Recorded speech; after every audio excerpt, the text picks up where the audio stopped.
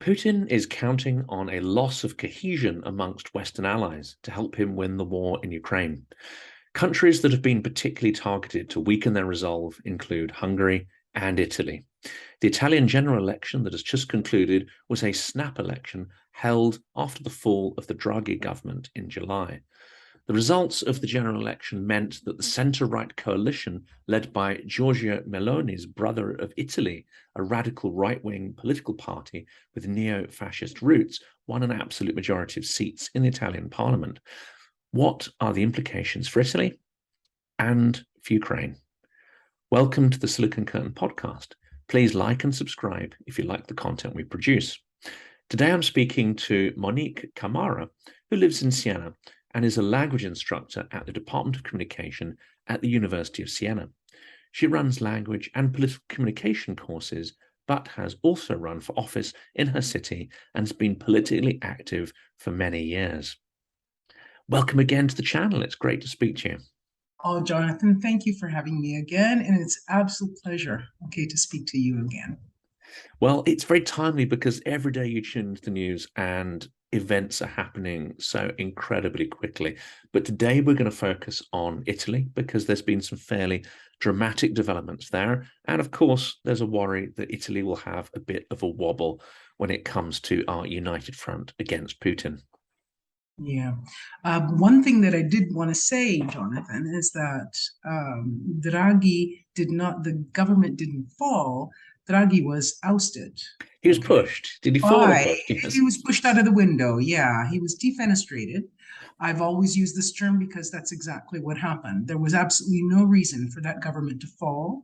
Draghi, in fact, now in the transition period, he has taken upon himself, but would be a normal transition of power from one prime minister to another prime minister and the new government, to make sure that they stay on the budget, for example, because Italy is in great need of the money that has been allotted because of the COVID pandemic and also for the recovery fund. It's a complicated budget, so it's very good that he's on board, obviously, to make sure that everything goes smoothly. So this is important. But he was defenestrated by the same powers that won the election. So, we have to ask why. Okay, it wasn't really necessary to do this. We were going to be going to elections later on in the summer, next summer. So there was no need, but I do have a bit of a suspicion as to why. It was done. And Draghi himself, I mean, he wasn't an incompetent character. He was an extremely, he's a technocrat, isn't he? Very adept. We got news today that he will be awarded an Order of Merit from Vladislav the Wise in Ukraine. He's been awarded in the United States. Let's just say that he's much more appreciated abroad than he is in Italy. But that's because there's a lot of political jockeying. There are parties that would like, right? Their leaders would like that position. So obviously denigrating him becomes sort of a game. Italians were shocked. I can tell you because as you said in the introduction, I do still have I'm not politically active anymore in the sense of running for office or anything like that. I was asked to in this last election, but I said, no, absolutely not. But my political contacts tell me that they were shocked that this actually happened. So, now we're dealing with the fallout of a electoral law that the same constitutionalists look at it and said, we can't go to election with this law because it really gives a lot more weight to the first past the post seats in certain areas. And in fact, if we look, and I've crunched all the numbers for the actual election itself, and that is how Meloni and her coalition, let's call it this, that's how they won.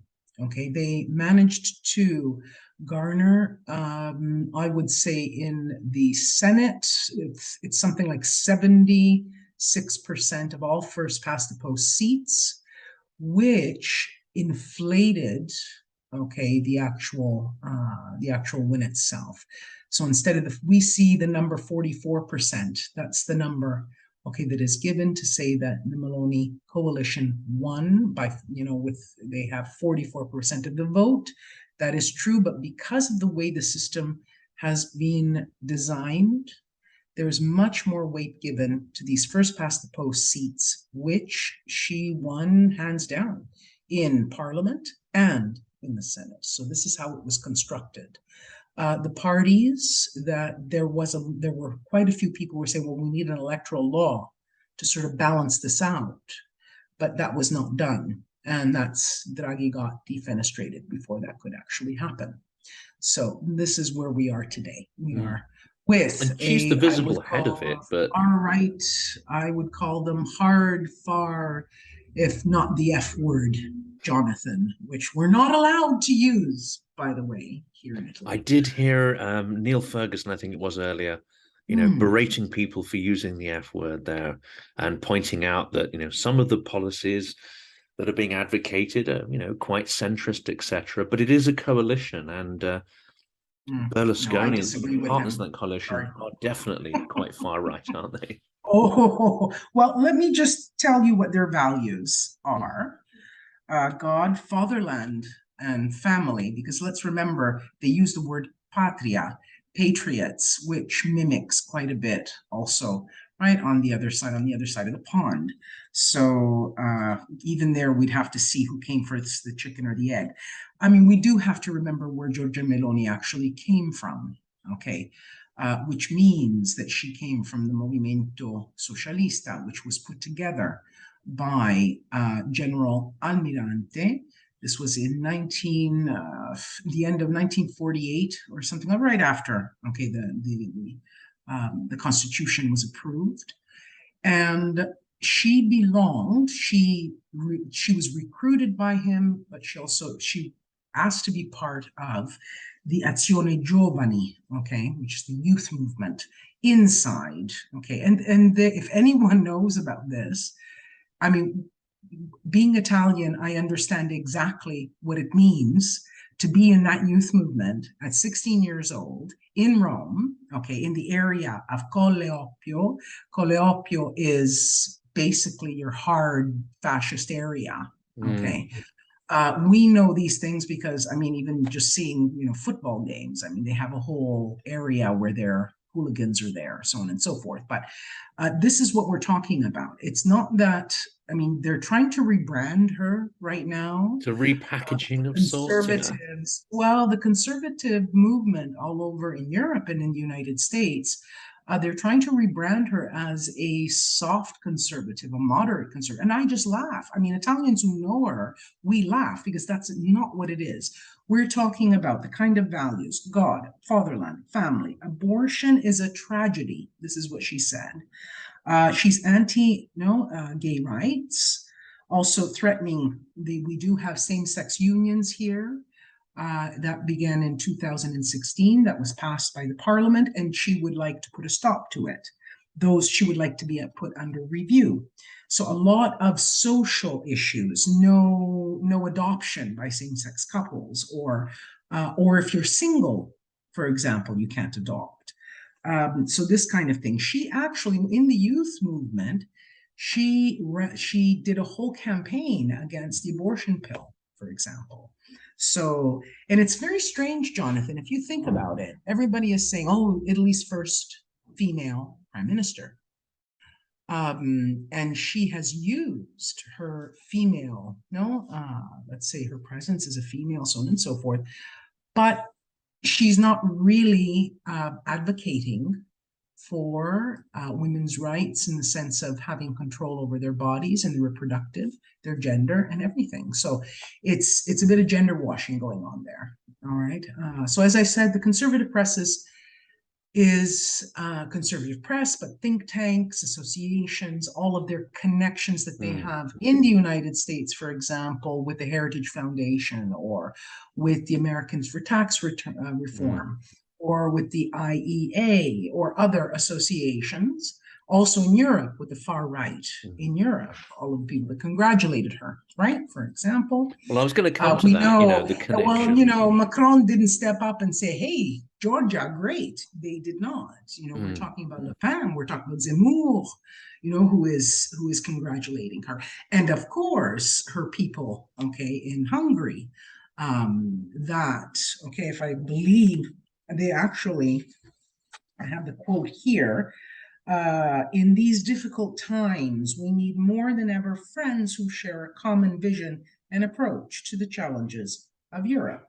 And this is Orban, who is talking about that. And from Vox in Spain, all right, so where they say tonight millions of Europeans are pining their hopes on Italy. Giorgia Meloni has shown the way for a proud, free Europe of sovereign nations. And in fact, this is another.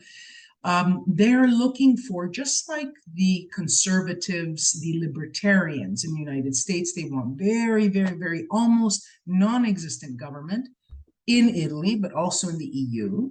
Okay, so no European extent, like integration, this kind of, these kind of values and things like that. So it's, and tax cuts. So So it's sort of culture war stuff for the masses.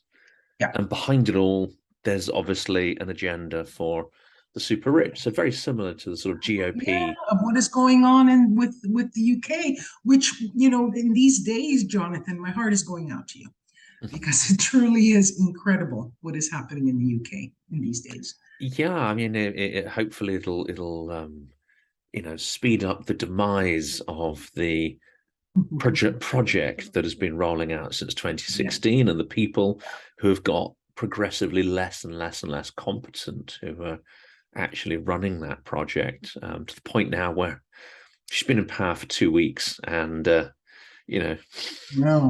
the house down. Right. Yeah. But coming back to that, I mean, there's two topics here that I think that are interesting to explore, and that is the push button culture war topics.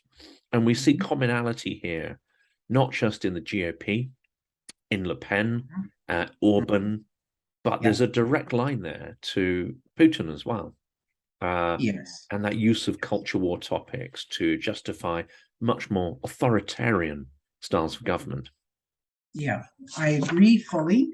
In fact, what I did today, there is a connection. The voters, the people that actually did vote for her, I spent probably the last 3 or 4 days right after the election. I was a bit of a masochist, and I went on to her feed, all of her tweets, to see what her people were saying and the advice that they were giving her. And I can tell you, Jonathan, that they were pro-Russian. We should be lifting sanctions immediately. Now, some of those are trolls, obviously, and people that are pushing certain messages. So, some of the accounts looked actually authentic. Okay, and you can tell by looking at an account if it's authentic or not. So we saw very pro-Russian, no vax, no green pass. I wrote them all down because I sat there and I said, climate change, another one. Sorry. Climate change is another one. No, that one they're not so too. much. No, that we see a lot being pushed in the Telegram chats that I know that I frequent, and I watch and I read that kind of thing to see what is going on there. But no, they're more geared towards lifting the sanctions, from Russia.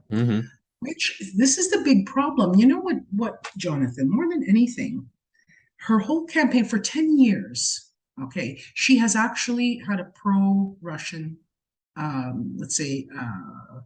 stance and her position. You can see it in her support for Russia during Crimea, the annexation of Crimea, where she tweeted. In 2018, she opposed the Italian troops that had been sent to Latvia, for NATO exercises. She actively tweeted this, saying that we are provoking, the bear, this kind of, BS that we hear. So she's always been pro-Russian. She's always been I mean, these are her messages have always been that the whole culture war, sort of against the media, the mainstream media, make Italy great again, all of this kind of thing. How is she going to now become this moderate conservative that falls within the European values and Atlanticist values? This is where there's a real contradiction. And this is where I don't believe her. Okay. And because her voters and her base, this is why they voted for her. They would And her like. coalition partners, of course, there Yeah, is of course. Berlusconi, who even last week was making extreme pro-Putin statements. And if she doesn't, if she moves too far away from the point of view of her coalition partners, then they'll surely crash the government. So, Yeah. Not only that, she cannibalized their votes. Okay.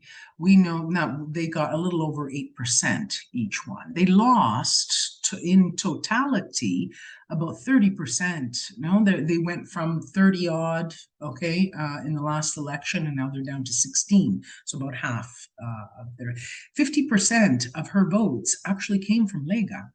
And Lega, as we know, the league with the head of is Matteo Salvini. We know that he's Putin's little boy here in Italy. So, and this is very well known, right? No secret. So I don't see, she's taken these votes, she's cannibalized their space. She was able to do this because she did not participate in any government for 10 years. She's always been in opposition. It's easier to be in opposition than to govern because you don't make mistakes. All you do is criticize. That's easy to do. This she's never had. She's only been minister, I think, of youth, which brings us back to her roots, and with a certain kind of mentality. By the way, another part of her program that is very much underlooked, and that there are two things. One, sport, where she says, and this brings us right back, okay, to the 1920s, so on and so forth, and changing, and this is where she and her coalition partners do agree, changing the position of the president of the republic. The president of the republic is a figurehead, and he's not a figurehead. He is, let's say, the checks and balance to the parliament. So he makes sure that the parliament is following the constitution to a T, respecting all of the laws and all of the, let's say, the expression and the spirit of the constitution. So they would like to change this position and make it, let's say, a position where Italians can elect, all right, their president, mimicking, let's say, what happens in France or in the United States. This is quite dangerous because he has always had we've never had a she, so he's always had this position, and in many times has come to the rescue. Okay, so this is an important point. The sport thing is kind of scary, but okay, I'll have to get back into my running shoes and go out, Jonathan. All right, if I want to be, accepted. But yeah, this is where we are. This is where we are. It's reminiscent of the sort of 1930s Leni Riefenstahl kind of obsession with physical health and well, I mean, you're right in saying that she's going to have to. There's another thing too, is that in order, she has cannibalized these votes, but she does want to remain, and so do Berlusconi, and so does Salvini, because they're on the downslide. Let's remember that Berlusconi, he represents a certain constituency, a big, huge business, okay, banks, this kind of thing. And Salvini still has a bit of a base with the small, medium businesses in the north, okay, Veneto specifically. So they're going to have to, let's say, bring the interests of these voters, of these people who have funded their campaigns, so on and so forth, to the government. I don't think this is going to be, there's a lot of talk, oh, they'll start fighting and that's it. No, I don't think so. I think they're going to go 5 years and actually even more than that. So I don't buy it personally. Anything can happen. We can wake up tomorrow morning and all of a sudden newspapers are starting to publish all sorts of dirty little secrets, and then there are problems and that kind of thing. But I don't see it. I don't see it. Perhaps we wouldn't be paying quite so much attention to it if it wasn't for the war, obviously, and the intervention of Russia to try and split the Allies. So the question is, how important has Italy been in directly supplying material to Ukraine? Or is the importance of Italy potentially being less of a partner in this alliance, is it more indirect in that they can disrupt and slow down the efforts of the EU more broadly to help Ukraine? What's the implication? What's the thing now? Since a lot of the supplies that have gone, we're in package number 5, okay, that has been approved and ready to go. The supplies that are being given to Ukraine are secret. Okay, there are certain things that they've been able to tell us, but they have all of, let's say, the supplies themselves, armaments, so on and so forth. We have had through OSINT certain, the Lince, for example, tanks that are visible. There are certain machine guns, all that kind of thing. Okay, that we know. It's not a lot, Jonathan. So we're not talking about a big, huge thing. What I would say is that Draghi was important, for example, first off, to start the ball rolling for the EU price cap on oil, okay, Russian oil. He brought forward in Italy all of the seizures, okay, of Russian property, those yachts that we've seen, okay, being, let's say, tugged away, so on and so forth, but also property seizures and important property seizures.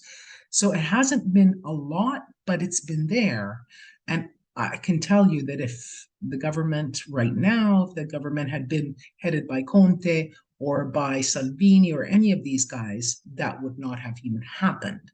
We've had problems with spies, okay, Russian spies, agents of all sorts, GRU and SVR, that have been able to run through Italy, okay, without any problems whatsoever. So I think Draghi's his contribution has been to keep the coalition together, to actually show a front. I would like to remind everyone, if you remember that picture of Draghi with Macron and Scholz in Kiev, okay, that was an important moment. And I think that this kind of soft power in Europe, and also, saying Italy is on the side of the alliance, Italy is present. That hasn't happened for quite a few years. Italy has always had their foot in one door and one door in another. Okay, trying to be this sort of mediator between the Eurasian countries and Europe. Instead, this was a very, very strong stance, and we were proud of it. We were truly proud of it. What's going to happen in the future? She has agreed that the aid will continue. So this is a plus, and this is something that I respect. That's great. I don't know if, let's say, because they're very good at creating a crisis, right? All populists need a crisis, otherwise, things are just sort of boring, right? So I'm afraid that perhaps, in the winter, they'll start with, oh my, we have an energy crisis, so on and so forth. We have to stop all of this, and this will help her coalition partners. That's what I'm afraid of. In the grand scheme of things, Jonathan, it's the United States, Great Britain, okay, who are doing the heavy lifting in this war. So yes, and something else is perhaps the ECR will have much more visibility in the European Union. And the ECR right now is composed of very small, okay, parties. But as we've seen, Meloni's partner in Sweden did very well. The ADF in Germany is already popping up its head. Okay. I don't know how much in the future, a lot will depend on how the war is going and how Europe decides to address all of the problems. I see strong leadership there, or at least trying to get, to some sort of agreement between them. They could do a lot more, but let's just say for now, okay, let's just keep going. Okay. And that idea of crisis, united. That idea of crisis is an interesting one because, of course, populist governments, as you say, they use crisis to imprint fear on their electorate. They know that their chances of winning, maintaining power are far greater during periods of crisis and fear, as people naturally, they seek simple solutions to sometimes complex problems. And of course, fuel and energy is the big one, isn't it? And the other issue we were going to tackle, which leads into that potential crisis on the horizon, is not only is there a shortage of gas, and until this time last week, we were worried last week about potentially, Nord Stream 1 firing up again and people renegotiating with Putin to buy energy. It seems that those bridges have been burnt through literally sabotage, quite literally. So what is going on here? Because I have to admit, that initially took me by surprise until you remember the formula, which is that Putin never de-escalates. He always escalates. And this starts to make a little bit more sense if you think of it that way. Also, the contract commitments that Gazprom had, they were liable contractually for billions, if not trillions of dollars for non-fulfillment of contract. And of course, the destruction of the pipeline gives them a sort of force majeure clause out of that. But what do you think is going on here strategically and economically? Well, I think that he right now, because of the losses, and that we know, right, that for example, there's going to probably between next few days, Lyman will fall. The Ukrainians will recapture, okay, their city. We know that it's being surrounded as we speak. I think there's only one little village, okay, outside of Lyman that needs to be. They've horseshoed it, haven't they? They've surrounded it. That's right. So that is happening. The distraction of all of these sham, okay, referenda. We know tomorrow they're going to be, he's going to be announcing that, they've been annexed, so on and so forth. We know that that's simply not possible by international law, by any standard whatsoever. What is happening? I think that this is part of his hybrid warfare, that he needs to weaken, okay, let's say the alliance partners themselves. Throw in something else so that we're busy, okay, talking about, the pipeline, so on and so forth. Right now, there are also drones that they have found over Norway, which is very disturbing. But that's been going on for quite a long time. I can tell you that even for a year, okay, we had heard about the drones over Norway. So this is something that they do quite often. If you will recall, last summer, they even cut the cables, okay, in the North Sea. And that was picked up. There was a great article by the Barents Observer that brought that forward. But because we all thought, oh no, okay, here we go. So these are all part of the hybrid, warfare tactics that we have. Escalation is the way to go, because that's the only way he can go. Let's remember, he is an authoritarian. Being an authoritarian power means you must have a win. There is no turning back. Okay, for those it's death or victory, literally. Well, that's basically it. If we see all of the authoritarians, from Mussolini, Pinochet, all of them, they all need a military victory. Let's say that one moment when they begin to lose, okay, on the ground, this is, it's the death knell, the actual regime itself, or for And even that more leader. so in Russia, because I don't want to generalize about the Russian psychology of stuff, but it's fairly well known that the electorate, likely he did win several elections, but the electorate likes somebody who is strong. They like strong leadership. They like that sort of simplicity that comes with it. That's right. And the minute he There's a looks lot. weak, Yeah, we can go into the whole thing, but yeah. that's a whole other podcast. But the minute he looks weak, fundamentally, he's over in a way that perhaps wouldn't be Oh the no, case he's done. in a Western Of course, government. of course, of course. Another aspect to there's the fear and intimidation that he looks like he's, causing for the alliance and for NATO members, so on and so forth. It makes him look strong at home. Okay, this kind of thing. Although right now, the whole narrative, the whole Russian pipelines are filled with it's the Americans, it's the Americans. Another thing too, Jonathan, that a lot of people are not looking at is that we've had, for example, the French elections, okay, where there was a lot of interference there, all right? We've had the French elections, the Italian elections, okay, as well. There was also we've had Sweden, all right, Hungary, and then there's of course, another. That's it. Well, there's another one. There was another one as well. I think in Bulgaria, if I'm not mistaken, or whatever. One by one, there seems to be a real push with propaganda and with all sorts of other kind of hybrid methods to weaken, to take away these powers one by one. What's coming up next, I think, is Germany. And that's been the propaganda that I've seen. There are a lot of outlets now that in the beginning of the war, they sort of, you can see because their rhetoric switches, right? It goes, their target, moves. And I can see that Germany is the next target. That's what they're after.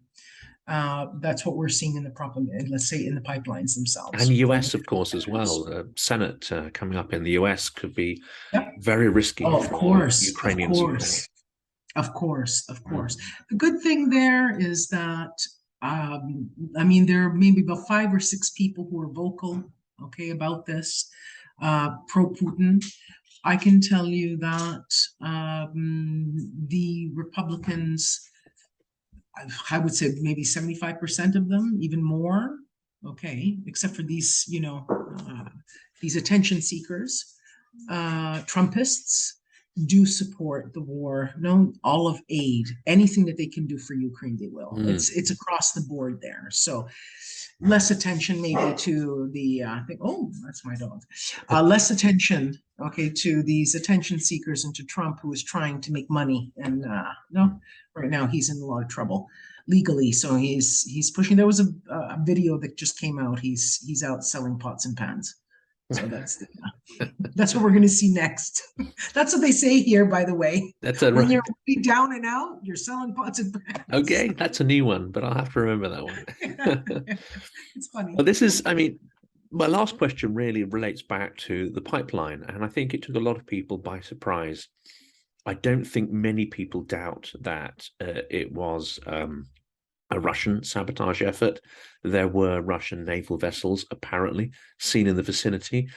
Also, for those sort of vatniks and fellow travelers who are sharing the memes suggesting it was America, they conveniently don't mention that the sabotage took place on the day when the ceremony to open the Norwegian pipeline into Europe was open. So there's huge symbolic value of doing that kind of threat on such a day. Surely not a coincidence.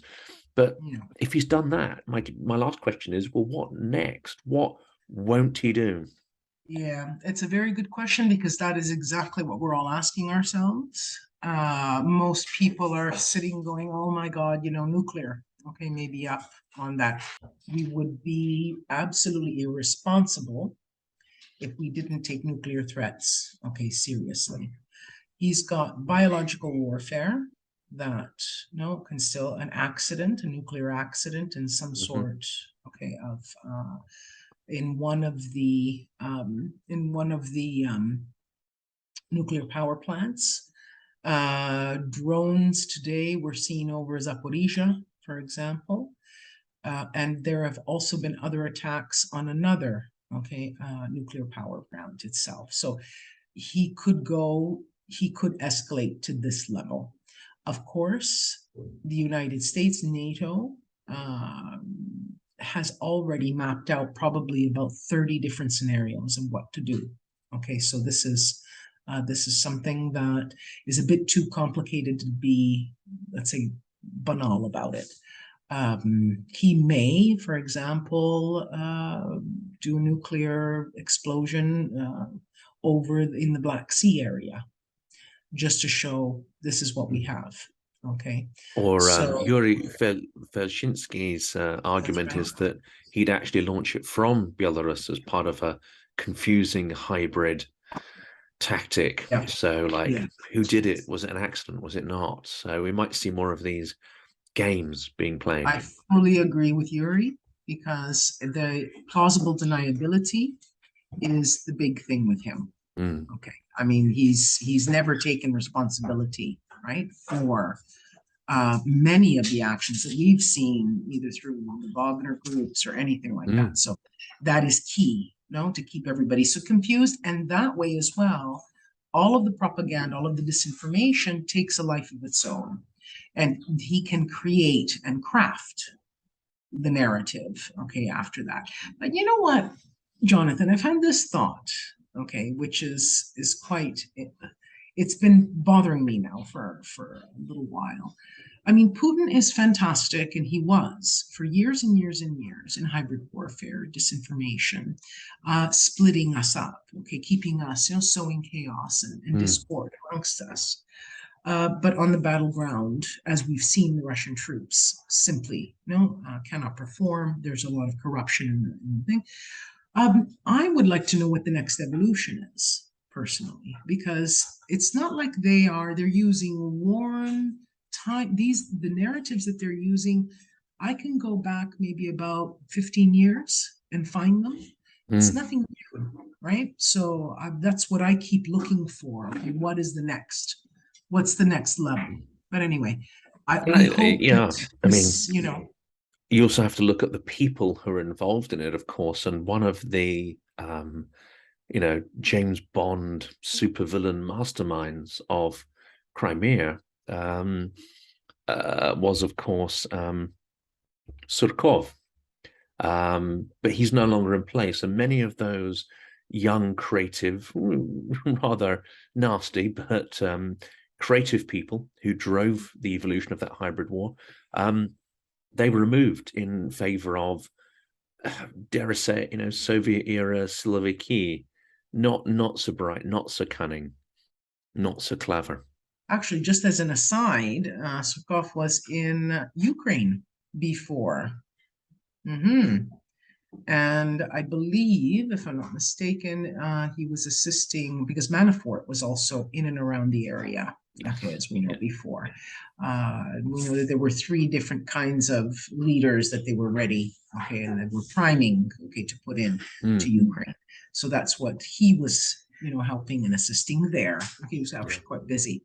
But I see sort of, let's remember too that authoritarian governments, in order for them, calling them governments, but let's say leaders, in order for them to stay in power, they have to surround themselves with people who will be loyal, people that can be counted on. They don't have to be intelligent, and they don't have to have any other qualifications. And this is what we're seeing. And for my Italy, I'm also quite, the biggest word, the most, the word that Meloni uses the most is loyalty. The people that she surrounds herself. All right. It's not meritocracy, it's family. Right. These are very familial.